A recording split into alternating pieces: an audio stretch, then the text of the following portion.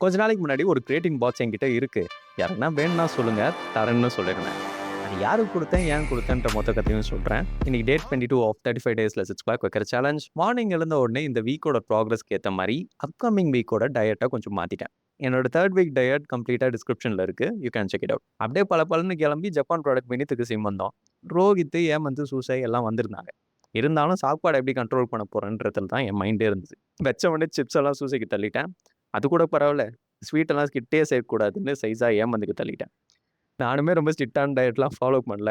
கொஞ்சம் வடை, எக்ஸ்ட்ரா ரைஸ்லாம் சாப்பிட்டேன். இவன் சாப்பிட்டு திரும்புனா ஐஸ்கிரீம், குலாப் ஜாமுன், இளநீர் பாயாசம் எல்லாத்தையும் சாப்பிட்டு கப்பெல்லாம் அப்படியே அடுக்கி வச்சிருக்கான் நம்ம ஏமந்த். இது வேலைக்கு ஆவாது. ஷூவ போட்டு கிளம்புவோம்ன்னு சொல்லிட்டு எல்லாரும் கிளம்பிட்டோம். இப்ப கிரியேட்டின் கதைக்கு வருவோம். அருண்ராஜ்னு ஒருத்தர் பார்ட் டைம் பண்ணிட்டு யுபிஎஸ்சி படிக்கிறதா சொல்லியிருந்தாரு. இந்த கிரியேட்டின் இருந்தா ஹெல்ப்ஃபுல்லா இருக்கும்னு மென்ஷன் பண்ணியிருந்தாரு. இது நடக்கிறதுக்கு முன்னாடியே என்னோட க்ளோஸான ஃப்ரெண்ட்ஸ்லாம் வந்து "ஏய் எனக்கு குடுத்துட்றா, யூஸ் பண்ணிக்கிறேன்" அப்படின்னு சொல்லி கேட்டிருந்தாங்க. பட் அருண்ராஜ் மாரி ஒருத்தருக்கு குடுத்தா இது இன்னுமே கம்ப்ளீட்டா ஃபீல் ஆகும்னு எனக்கு தோணுச்சு.